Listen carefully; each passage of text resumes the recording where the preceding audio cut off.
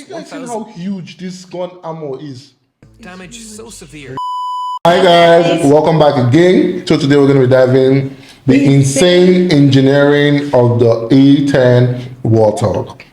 Well, if you've been following this channel up to this moment, you know we've done actually two series on the A-10. Well, so today, it was in action. Yeah, it was in action. The engineering part of exactly. So today we're going to be checking out how this marvel of human invention works. That's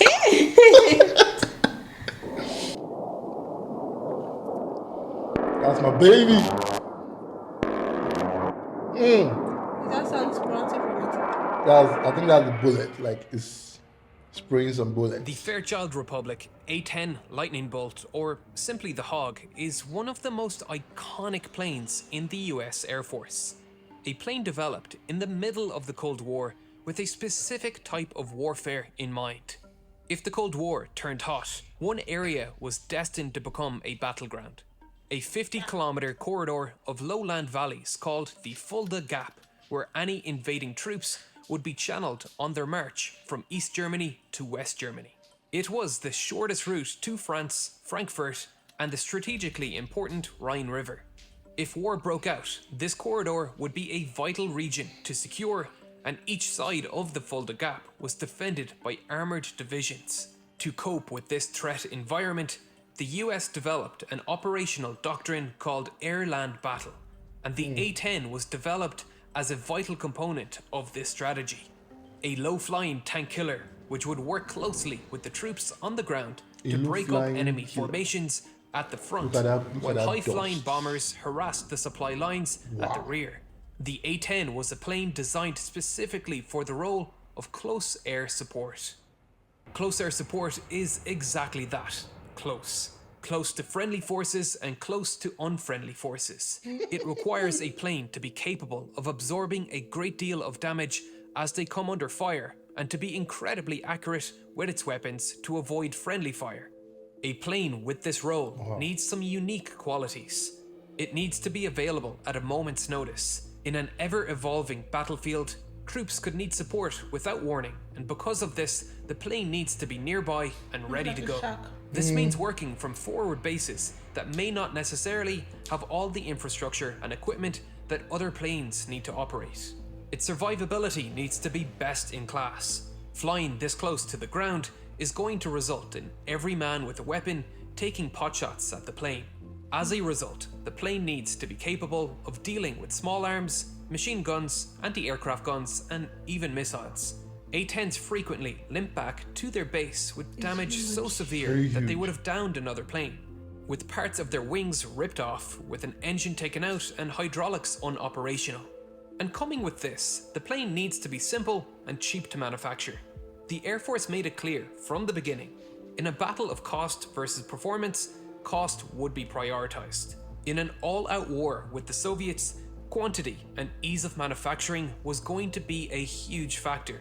Like the Sherman and the T-34 tanks, which were so influential in World War II, a future war between the Soviets and the US was expected to be won by whoever could out-manufacture and maintain their equipment. This plane was intended to be a cheap and rugged workhorse. It needed to be made with readily available off-the-shelf parts, so maintenance crews could easily interchange parts to repair damage quickly and at a low cost. Contractors bidding for the manufacturing contract needed to consider all of these factors and design the entire plane around the primary armament, which was chosen before the design process started, the General Electric GAU-8A, a gun whose sound is so recognizable it has become a meme. The gun takes up a significant portion of the plane's internal volume, at nearly 6 meters long, fitting snugly below the pilot. The largest part of the gun is the ammo drum, which typically holds 1,000. Are you guys seeing how huge this gun ammo is? When I'm sitting on the plane, I thought that it was just kind of like a small. But looking at it right now, it's huge, as big as a car. Look at it side by side with this. I don't know what they call this car back then again. 150 30mm rounds. The rounds are delivered to the 7 rotating barrels along a linkless chute system, which also pulls the shell casings back into the ammo drum after firing to prevent the expended shells from damaging the plane. The belt system and the rotating cam firing system of the barrels are both driven by a hydraulic motor which is powered by two independent hydraulic systems on board. There are two separate hydraulic systems to ensure redundancy in operation, and both run the gun. The left and right hydraulic systems are pressurized by two identical engine-driven pumps on the left and right engine. If an engine is lost or one of the hydraulic lines is broken, then the controls powered by those hydraulics cease to work. However, the plane has been designed to allow it to continue flying on only one hydraulic system, as both elevators, both ailerons, and one rudder have hydraulic power after loss of either hydraulic lines, ensuring powered control of pitch, roll, and yaw even after the loss of a single hydraulic system. If both are lost, the plane can switch to a manual reversion flight control system where the controls can be operated without power assist, which is difficult to say the least, but it can allow the pilot to land the plane safely or, at the very least, allow them to get into safe airspace to eject. This kind of redundancy can be found in every component of the A-10 to increase survivability.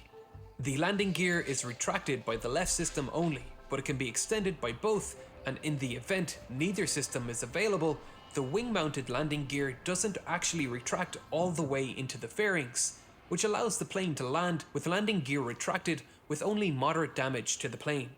Protecting the control mechanisms through redundancy is just one component of increasing... That's very nice. Like, the landing gear does not retract all the way inside. So even if there is damage and the landing gear cannot come out, it can still land, but just very down. Wow. But is that possible to land like that? Survivability. The fuel tanks are self-sealing on the lower portions and are filled with foam to prevent explosions.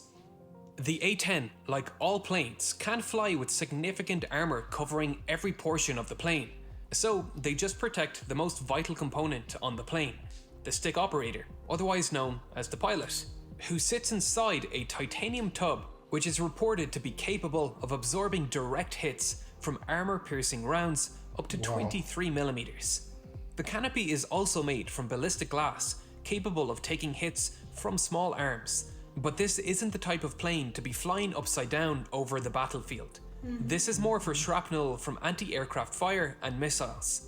The A-10 also carries more chaff and flares than any US Air Force legacy fighter. Chaff is radar reflective material which confuses radar controlled missiles, while flares confuse heat-seeking missiles. With 4 dispensers located in the landing gear pods and another 4 on the outer wingtips, for a total of 16 across both wings, which can be triggered automatically by radar and laser detection systems on the nose and wingtips of the plane, or simply fired manually by the pilot. One of the most striking features of the A-10 is its strange engine placement and tail configuration, and this too was a design feature to thwart enemies with heat-seeking missiles. The engines and tail were arranged like this to match. I wanted to say something about the tail. Because normal aircraft, you see it like this. Yeah. But this is moving like this. I was like, I know he was. There must be a reason for that. that. They don't just, Do things. Mask the infrared signature of the hot exhaust of the plane, which could be used to lock onto the plane by IR missiles on the ground. The tail would look more at home on a World War II bomber, which were designed to be stable. Stability was an important part of the A-10's design.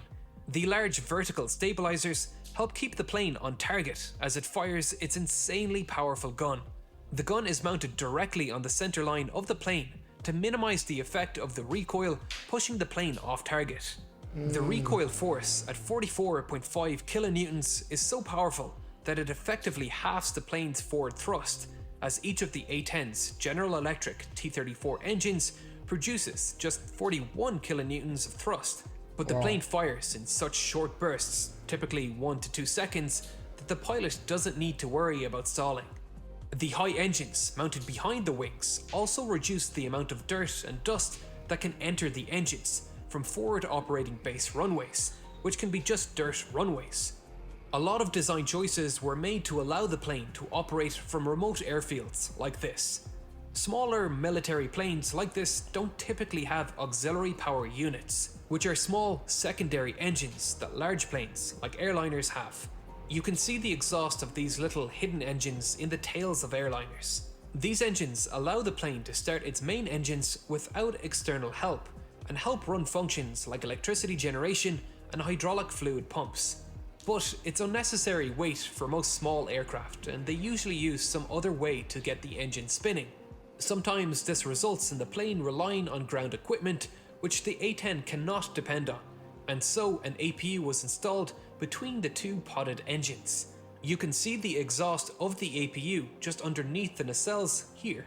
Some of the most interesting design challenges arose from the sheer power of the aircraft's gun. The gun spits out so much burnt and unburnt propellant that they actually lost an early model in 1978 after exhaust gas from the gun ignited and starved the engines of oxygen. To deal with this, some design changes were made. First, a small gas scoop was placed underneath the barrels to suck in some of that exhaust. The chemical mixture of the round propellant was changed to increase the flash suppressant levels.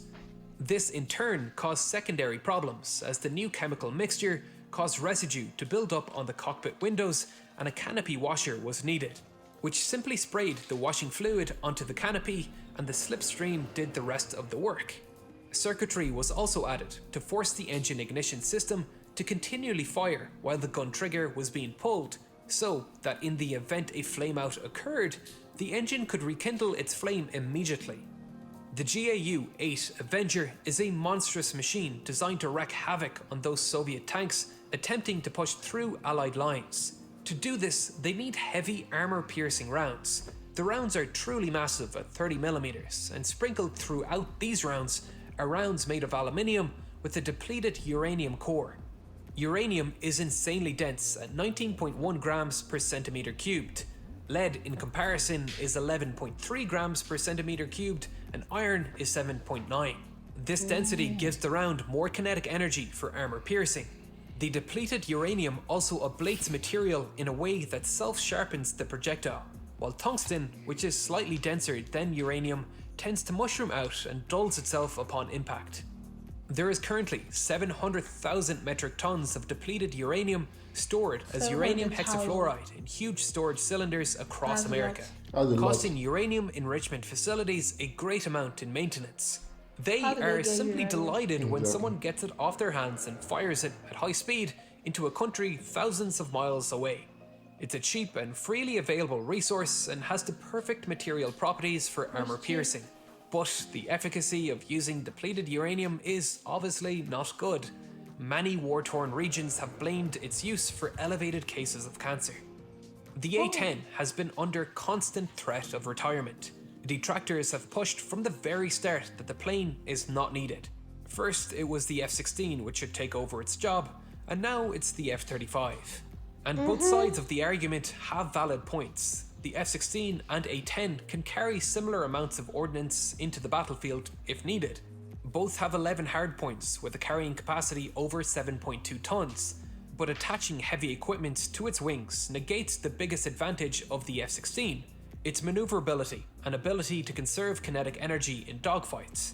The F-16 was designed to be a multi-role fighter, while the A-10 was designed for one job and one job only: getting down and dirty and taking some punches like Rocky. While like modern a dog planes fight. like the F-35 were designed to be more like Muhammad Ali, bobbing, weaving, elusive, striking and moving out of the enemy's range before they can react. The two planes were designed in completely different eras with completely different military doctrine in mind, and trying to compare the two without acknowledging that is silly.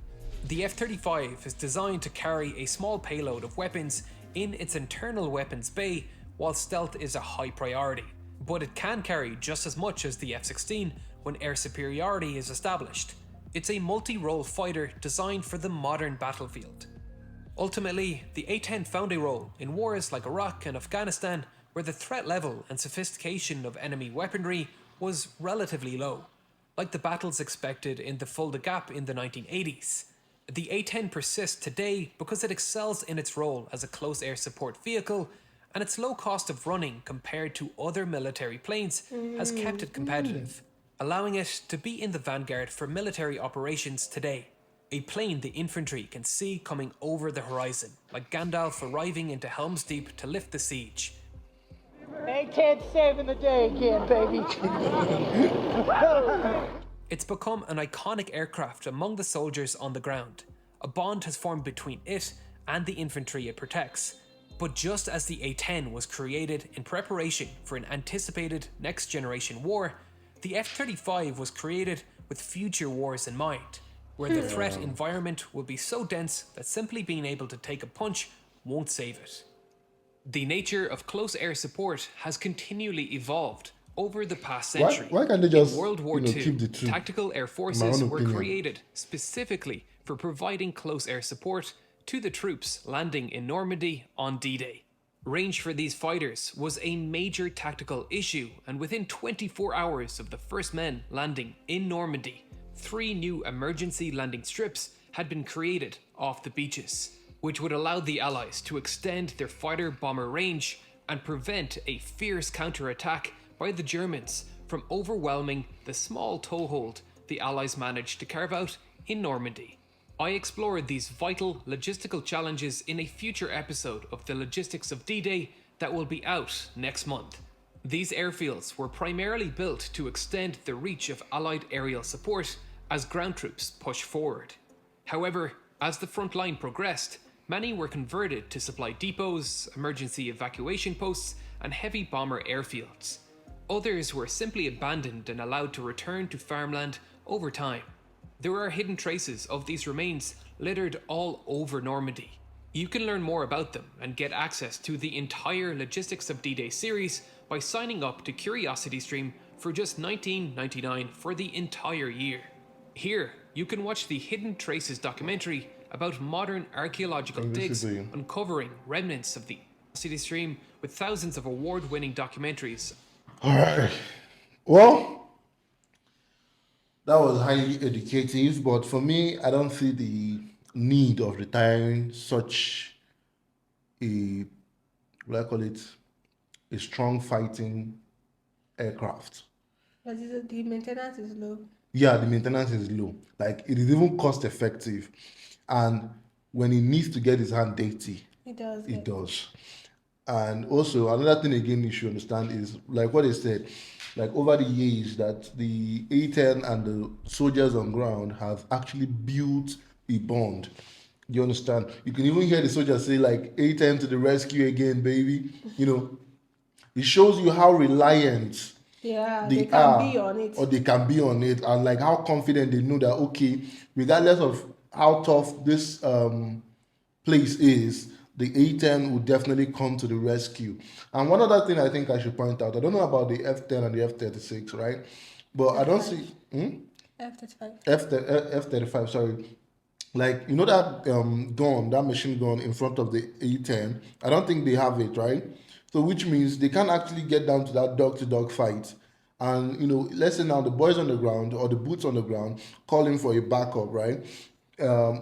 Which means they have to retreat to a certain distance for the aircraft to actually provide air cover. But if they are retiring the A-10, there should be a reason, and there should be other Something like that. Yeah, that maybe made- advanced yeah, more, advanced. yeah. But like Because this was for me, made during the war, Yeah. World War II. I love the A-10. Sorry, it was made during the Cold War. Yeah.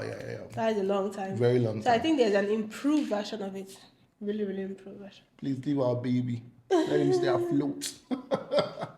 Like if most of you have seen actually the 2 series we have actually checked out on, That's you crazy.